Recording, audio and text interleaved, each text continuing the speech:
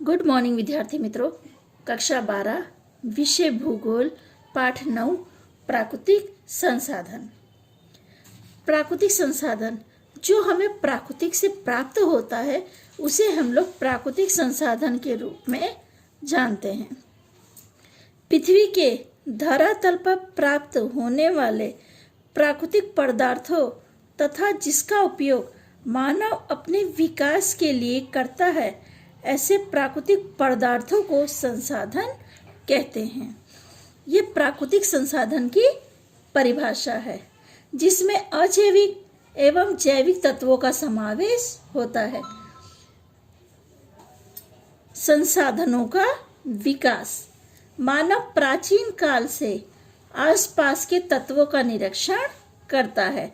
हम सभी जानते हैं कि जो पहले का मानव था वो गुफाओं में रहता था और प्राणियों को मारकर अपना भोजन प्राप्त करता था, पर धीरे धीरे उसने अपने आसपास की वस्तुओं का निरीक्षण किया।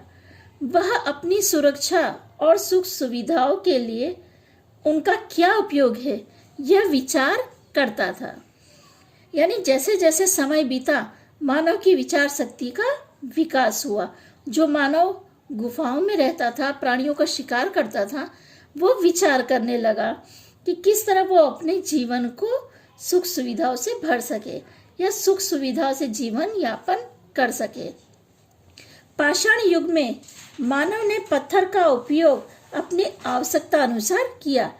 पहले क्या था, वो शिकार के पीछे दौड़ता था, पर बाद में क्या है, जब पत्थरों का उपयोग वो प्राणियों को मारने के लिए करना, क्योंकि नोकीले पत्थर थे, नोकीले पत्थर को फेंककर वो प्राणियों का शिकार करता था, जिससे उसको प्राणी को पकड़ने की आवश्यकता नहीं पड़ती थी।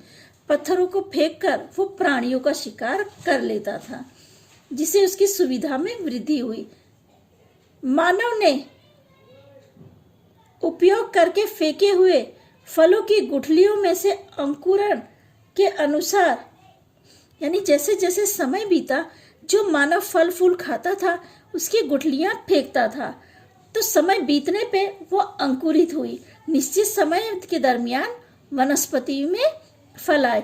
ये घटना समझने में उसे कई वर्ष लग गए, पर जब वो समझ गया, आज तो हम समझ रहे हैं कि जो फलों की गुठली है उससे दूसरा फल निर्मित होता है, आज हमें पता है, पर उस आदि मानव को ये बात पता नहीं थी।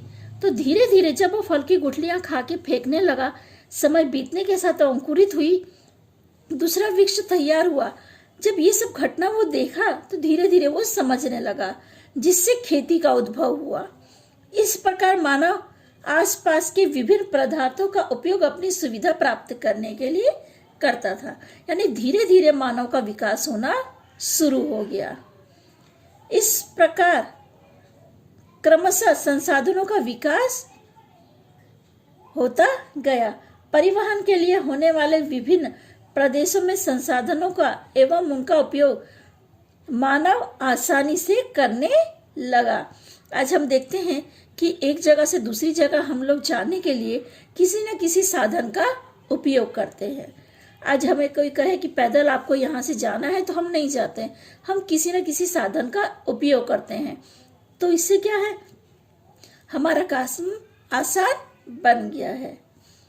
वैज्ञानिक खोजों एवं टेक्नोलॉजी के विकास के परिणाम स्वरूप आज पृथ्वी की सतह पर पदार्थों का उपयोग विभिन्न क्षेत्र में होने लगा है। यानी आज हम देखते हैं कि अलग अलग रूप से अलग अलग पदार्थों का उपयोग हम अपने जीवन यापन के लिए करते हैं। अपनी सुविधा बढ़ाने के लिए हम अलग अलग सामग्रियों का उपयोग करते हैं, जिससे हमारा काम भी आसान हो सके और हमारा जीवन भी सुख सुविधा से भर सके। और किस तरह हम अपने काम को आसानी से कर सके, इसके लिए हमेशा मानव प्रयत्नशील रहता है। आगे हम लोग संसाधनों का वर्गीकरण देखेंगे। मालिकी, पुनः प्राप्यता, वितरण और उपयोग, इस तरह से संसाधनों का वर्गीकरण किया गया है। यानी 4 भागों में बांटा गया है।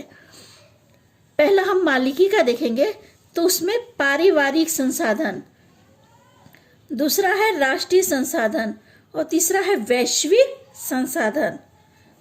पुनः प्राप्तीय में देख पुनः प्राप्त संसाधन, पुनः अप्राप्तीय संसाधन, जिसके दो भाग हैं। एक है विरल संसाधन और एकल संसाधन। और वितरण में 4 भाग है। सर्वसुलभ संसाधन, सामान्य सुलभ संसाधन, संभावित संसाधन और अज्ञात संसाधन। उपयोग के आधार पर उपयोग हुए बिना के संसाधन, उपयोग ना हो सके ऐसे संसाधन। अक्सर एग्जाम में संसाधनों का वर्गीकरण आता है, तो आपको इस तरह संसाधनों का वर्गीकरण करना पड़ेगा। यानी कोठा बना के आपको उसमें दर्शाना होगा मालिकी, पुनः प्राप्तीय, वितरण और उपयोग। इस तरह 4 भागों में उसे बांटकर चारों के उपविभाग आपको लिखने होंगे। मालिकी की दृष्टि से पहले हम मालिकी की दृष्टि से देखेंगे। मालिकी की दृष्टि से व्यक्तिगत अथवा परिवार की मालिकी के संसाधन, जैसे किसान खेती करता है तो खेती पर क्या है, किसान की मालिकी होती है, यानी उसका अधिकार होता है। तो ये क्या है, पारिवारिक संसाधन है। हमारा घर है तो इस पर हमारा अधिकार है, तो ये क्या हुआ, पारिवारिक संसाधन में गिना जाएगा, यानी जिस पर हमारी मालिकी होती है। राष्ट्रीय संसाधन और वैश्विक संसाधन। राष्ट्रीय संसाधन यानी जो खनन क्षेत्र है उसमें राष्ट्र की मालिकी एवं समुद्रीय जल क्षेत्रों में एंटार्कटिका महाद्वीप आदि पर वैश्विक मालिक की होती है। कहने का अर्थ है जो खनन क्षेत्र है उसमें पूरे राष्ट्र का अधिकार है, यानी पूरा राष्ट्र उसका उपयोग करता है। और जो वैश्विक है यानी पूरा विश्व उसका उपयोग करता है। ऐसा नहीं उस पर किसी एक का ही अधिकार है। पारिवारिक संसाधन में क्या होता है, परिवार का अधिकार होता है। राष्ट्रीय संसाधन में राष्ट्र का अधिकार और वैश्विक संसाधन में पूरे विश्व का अधिकार होता है। दूसरा टॉपिक है पुनः प्राप्यता, जिसमें पुनः प्राप्ति संसाधन जिसका उपयोग एक बार करने के बाद कुछ समय बाद पुनः प्राप्त कर सकते हैं। ऐसे संसाधनों का समावेश पुनः प्राप्ति संसाधन में होता है। यह पुनः प्राप्ति संसाधन की परिभाषा है। एक बार फिर से आपको बता रही हूं। पुनः प्राप्ति संसाधन अर्थात ऐसा संसाधन कि जिसका एक बार हम लोग उपयोग कर लेते हैं, फिर उसका पुनः कुछ समय बाद हम उपयोग कर सकते हैं। जैसे प्राकृतिक खाद है, जंगलों का उपयोग है। एक बार हम लोग इनका उपयोग करने के बाद दूसरी बार, जैसे प्राकृतिक खाद है, आप दूसरी बार निर्मित कर सकते हैं। यानी गाय का गोबर है या घरों से जो सब्जियां निकलती हैं या पेड़ पौधे जो हैं, ये सब का क्या है, सड़ाकर खाद के रूप में उपयोग किया जाता है। तो ये प्राकृतिक जो खाद है इसका उपयोग हम लोग फिर से कर सकते हैं, जिससे जमीन की उर्वरा शक्ति भी बढ़ती है और जमीन को नुकसान भी नहीं होता है। जंगल हम काटते हैं, उसकी जगह दूसरे वृक्ष लगाते हैं, तो जिससे क्या है, कुछ समय बाद हम फिर उनका उपयोग कर सकते हैं। सूर्य की ऊर्जा है, ये भी पुनः प्राप्ति संसाधन है। आज हम देखते हैं कि सोलर पैनल, हम देखते हैं कि बड़े लोग अपने घरों के ऊपर सोलर पैनल लगवाते हैं, तो सूर्य की ऊर्जा का बिजली के रूप में हम उपयोग करते हैं। तो ये क्या है, ये ऐसे संसाधन है जिनका उपयोग हम लोग बार बार कर सकते हैं। पुनः अप्राप्ति संसाधन जिसका एक बार उपयोग करने के बाद नजीक या भविष्य में उनका पुनः सर्जन संभव ना हो सके, जैसे खनिज, कोयला, खनिज तेल, प्राकृतिक गैस, ये सब का एक बार हम लोग उपयोग कर लेते हैं, उसके बाद नजीक के भविष्य में हम उनका दोबारा उपयोग नहीं कर सकते। जैसे कि हमने पुनः प्राप्ति संसाधन में पढ़ा कि एक बार उपयोग करने के बाद हम उनका दोबारा उपयोग कर सकते हैं, पर पुनः अप्राप्ति संसाधन जो है, एक बार आपने खनिज कोयला है या खनिज तेल है या प्राकृतिक गैस का एक बार आपने उपयोग कर लिया, तो आप उसका फिर से उपयोग नहीं कर सकते। सौर ऊर्जा, महासागर एवं वातावरण सनातन प्राकृतिक संसाधन है। इस प्रकार के प्राकृतिक संसाधनों का उपयोग करने के बावजूद उनमें कोई कमी नहीं होती। आप सूर्य की ऊर्जा का चाहे जितना उपयोग करो, उसमें कमी नहीं होगी। अभी हम लोग देखते हैं नदी के ऊपर बांध बांध के बिजली उत्पादित करते हैं, तो जब तक नदी बहती रहेगी आप उसका उपयोग कर सकते हैं। महासागरों में से भी कई जात के खनिज आपको मिलते हैं, तो वो खनिज क्या लिमिटेशन है, यानी वो फिर से प्राप्त नहीं हो सकते। एक बार आपने खनिज का उपयोग कर लिया तो पुनः प्राप्त नहीं होगा। पर सूर्य ऊर्जा का चाहे आप जितना उपयोग करो वो आपको फिर से प्राप्त हो सकती है।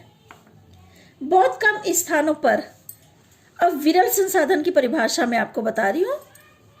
बहुत कम स्थलों पर जो प्राप्त होता हो ऐसे साधन जैसे कि कोयला, खनिज तेल, तांबा, टीन, सोना, यूरेनियम, थोरियम इत्यादि विरल साधन हैं। कहने का अर्थ है कि ये साधन बहुत कम स्थल पर मिलते हैं। दूसरा है एकल संसाधन। समग्र विश्व में केवल 1-2 स्थानों पर उपलब्ध हो ऐसे संसाधन को एकल संसाधन कहते हैं। क्रायोलाइट धातु केवल ग्रीनलैंड में से ही मिलती है। ऊपर हमने विरल संसाधन देखा जो बहुत कम स्थल पर प्राप्त होता है, और एकल संसाधन विश्व में सिर्फ 1-2 स्थल पर ही प्राप्त होता है। तो ये दोनों परिभाषा भी आप लोग याद करना, एक एक वाक्य में प्रश्नों में अक्सर पूछा जाता है। ठीक है विद्यार्थी मित्रों, यहाँ पे मैं अपनी चर्चा रोक रही हूँ।